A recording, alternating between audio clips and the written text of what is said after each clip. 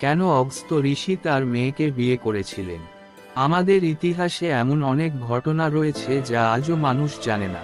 পুরাণে বলা হয়েছে যে ভগবান শিবের ভক্ত ঋষি অগস্ত্য, যিনি দেবতাদের রক্ষার জন্য 7 সমুদ্র পান করেছিলেন, তিনি নিজের মেয়েকে বিয়ে করেছিলেন, কিন্তু যা ঘটেছিল তা হলো তাকে নিজের মেয়েকে বিয়ে করতে হয়েছিল। ঋষি অগস্ত্য ছিলেন রাজা দশরথের রাজগুরু। তপস্যার সময় তিনি অনেক মন্ত্রের শক্তি দেখেছিলেন। এগুলো সংখ্যায় গণনা করা হয়। মহর্ষি অগস্ত্যকে মন্ত্রদৃষ্টি ঋষি বলা হয় কারণ ঋগ্বেদের অনেক মন্ত্র তার মাধ্যমে দেখা যায়। যখন দেবাসুর যুদ্ধ চলছিল, তখন সমস্ত অসুররা পরাজিত হয়ে সমুদ্রের তলদেশে গিয়ে লুকিয়ে পড়ে। ভগবান শিবের নির্দেশে ঋষি অগস্ত্য 7 সমুদ্রের জল পান করেছিলেন, যার পরে সমস্ত অসুরকে হত্যা করা হয়েছিল। একদিন অগস্ত্য তার তপবল থেকে সমস্ত গুণাবলী সহ একটি নবজাতক মেয়ে তৈরি করেছিলেন। মেয়েটির নাম রাখা হয় লোপামুদ্রা।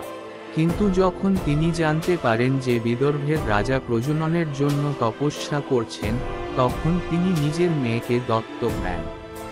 তার মেয়ের বয়স যখন কম ছিল, তখন ঋষি অগস্ত্য রাজার কাছে একই মেয়ের সঙ্গে তার বিয়ের জন্য হাত চেয়েছিলেন এবং রাজা এই বিয়ে প্রত্যাখ্যান করতে পারেন না।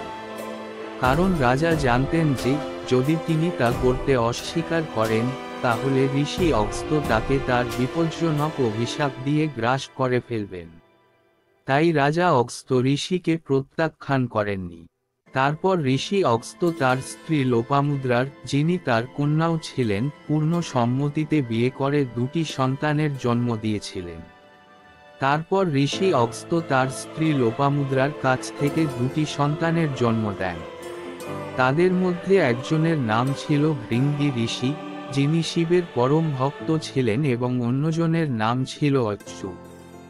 তাদের বিয়ের জন্য দেবতারা বলেছিলেন যে সেই সময় পৃথিবীর মানুষ আত্মার দিকে তাকিয়ে থাকত, সম্পর্কের সীমার দিকে নয়। লোপামুদ্রা ও অগস্ত্য পৌরাণিক কাহিনী। ঋষি অগস্ত্য তার অগণিত গল্পের জন্য বিখ্যাত, যা তাকে ইতিহাসে এক অনন্য স্থান তৈরি করতে সাহায্য করেছে।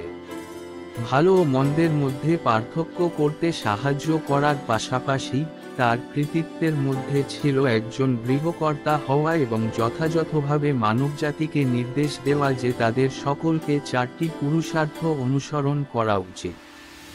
এক সময় ঋষি অগস্ত্য স্বর্গ যাত্রায় রওনা দিয়েছিলেন। স্বর্গে যাওয়ার পথে তিনি একদল লোককে গাছে উল্টে ঝুলতে দেখেন। ঋষি অগস্ত্য হতবাক হয়ে তার শোচনীয় অবস্থার কারণ জিজ্ঞাসা করেন। তার নাম রাখা হয় লোপামুদ্রা এবং তিনি একজন সুন্দরী ও বুদ্ধিমান রাজকন্যা হয়ে ওঠেন। লোপামুদ্রা যখন বিবাহযোগ্য হয়ে ওঠেন, তখন ঋষি অগস্ত্য রাজার কাছে ফিরে আসেন এবং রাজাকে লোপামুদ্রাকে তার সঙ্গে বিয়ে করার অনুরোধ করেন।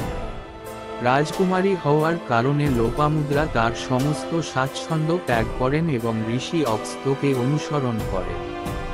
একজন জ্ঞানী ব্যক্তি হিসাবে ঋষি অগস্ত্য বিশ্বস্তভাবে তার পরিবার এবং পূর্বপুরুষদের প্রতি তার প্রতিশ্রুতি পালন করেছিলেন। এই ঐশ্বরিক দম্পতির কম পরিচিত গল্পগুলি আমাদেরকে গুরুত্বপূর্ণ তথ্য প্রদান করে যে কিভাবে একজন স্বামী ও স্ত্রী যখন একে অপরের প্রতি তাদের দায়িত্ব পালন করে, তখন তারা সব বয়সের জন্য উপাসনার প্রতীক হয়ে ওঠে। এই ছিল ঋষি অগস্ত্যের জীবন সম্পর্কিত তথ্য। ভিডিওটি ভালো লাগলে অবশ্যই শেয়ার করবেন। ভিডিওটি ভালো লাগলে আমার চ্যানেলটি সাবস্ক্রাইব করুন। আপনাদের সকলকে আমার আন্তরিক অনুরোধ।